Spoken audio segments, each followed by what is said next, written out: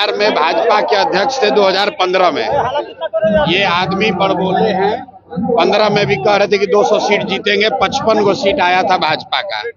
उसके बाद ये बंगाल में बनाए गए इंचार्ज, तो वहां पर भी इनको उठा के पटक है। इन लोकसभा में सबसे खराब कहीं अगर भाजपा का प्रदर्शन रहा तो वो बंगाल में रहा। अब यहाँ पर आए हैं और यहाँ पर उनकी छवि क्या है स्वास्थ्य मंत्री के तौर पर, ये हमको बताने की जरूरत नहीं है। कॉटन बैंडेज में पैसा लेने वाले लोग प्रशांत किशोर के बारे में बोलने का दम नहीं रखते हैं। और ये आदमी कोरोना के टाइम में, जो मैंने कल कहा कि कोरोना के जब कोरोना हुआ तो उस समय बिहार का स्वास्थ्य मंत्री मंगल पांडे थे, और जो यहाँ पर अफरा तफरी मची, जो सबसे कम टेस्ट यहाँ हुआ, लोगों को जो परेशानी हुई, उसके लिए ये आदमी जिम्मेवार हैं, कुछ हद तक जिम्मेवार हैं। और ये किस मुंह से बात करेंगे? अभी कल परसों तो आप ही लोग न्यूज चलाए हैं कि ये वो स्वास्थ्य मंत्री हैं एनएमसीएच में, जहां पेशेंट का पैर चूहा कुतुर रहा है, और ये सब आदमी, ये सब नेता को शर्म नहीं आ रहा है। और फिर भी पर इलाज भी हुआ कंपाउंडर के द्वारा। अरे भाई, मंगल पांडे इसी के लिए जाने जाते हैं, खाली मुंह बड़ा है, बड़बोले व्यक्ति हैं, ना राजनीतिक तौर पर कुछ कर पाए जीवन में, ना प्रशासनिक तौर पर कुछ कर पाए हैं। दम हो तो इस बार पहले बीजेपी वाला दबाव बनाए हैं, आपको बता देते हैं, खुलासा कर देते हैं।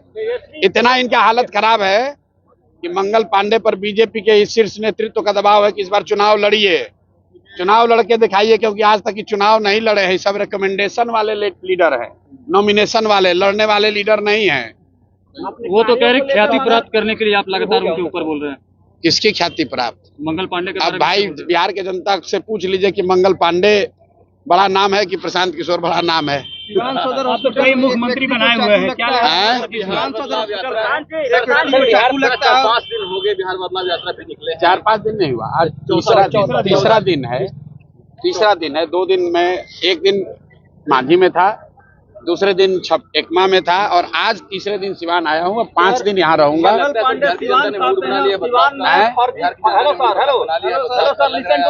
देखिए, मैं इस यात्रा से पहले भी कह चुका हूं कि बिहार में 60% से ज्यादा जनता बदलाव चाहती है, चाहे वो किसी जाति का हो, किसी धर्म का हो, किसी दल का हो। बदलाव सब चाहते हैं, सब चाहते हैं कि बिहार में व्यवस्था बदले। हर व्यक्ति चाहता है कि बिहार में सुधार हो, जो अभी की व्यवस्था चल रही है इसमें परिवर्तन हो। ये जरूरी नहीं है कि हर आदमी जो बदलाव चाहता है वो जनसुराज को चाहता है। मैं गलत बात नहीं करता हूँ, लोग बदलाव निश्चित तौर पर चाहते हैं। अब अगले 5 महीने में जनता के सामने ये विकल्प है कि जो पहले से 30-35 वर्ष से जांचे परखे दल हैं, क्या वो बदलाव ला सकते हैं? उनको जनता वोट देती है कि उनके सामने एक जो नया सशक्त ईमानदार विकल्प के तौर पर जनसुराज का ऑप्शन है, वो जनता जनसुराज को चुनती है। बदलाव तय है। निजाम, बिहार का निजाम नवंबर में बदल जाएगा, नया मुख्यमंत्री बनेगा, ये लिख के ले लीजिए। बदलाव तय है, कौन बनेगा उसका फैसला अगले 4 महीने के लोकतांत्रिक लड़ाई में तय हो जाएगा।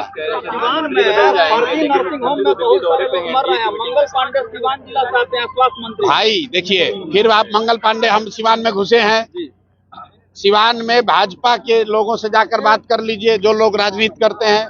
हर आदमी अगर एक व्यक्ति को दोष ठहराएगा तो जिस व्यक्ति का आप नाम ले रहे हैं उसी को दोषी ठहराएगा। कि भाजपा का पूरा संगठन, भाजपा के जो ईमानदार यहाँ कार्यकर्ता रहे, लड़े हैं, वो सब आदमी भाजपा छोड़कर दूसरे दलों में है। क्यों? वो एक ही व्यक्ति को दोष ठहराएगा। हम आज सिवान में आए हैं, मंगल पांडे में दम है तो दिखाएं कितना दम है। जनता सामने खड़ी है, हमको मंगल पांडे जैसे से डरते थोड़ी ना है। को चैलेंज कर रहे थे, मंगल पांडे को चैलेंज कर रहे हैं कि मेरे शासनकाल में मेडिकल का विकास ज्यादा हुआ था, मंच पे बुला रहे हैं। आप भी मंच पे भाई ऐसा है कि मेडिकल का विकास कितना हुआ है, सबसे पहले तो बिहार की जनता से पूछ लीजिए।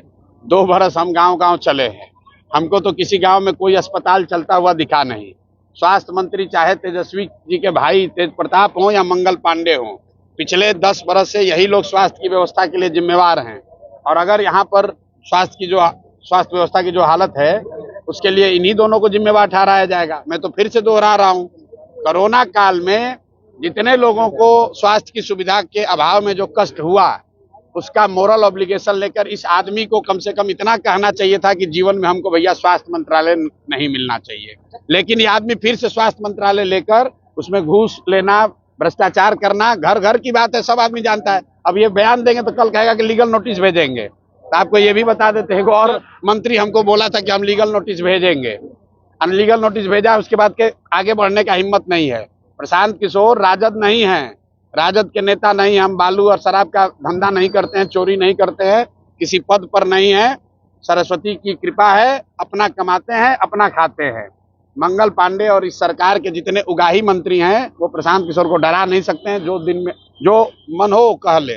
प्रशांत किशोर जिंदाबाद।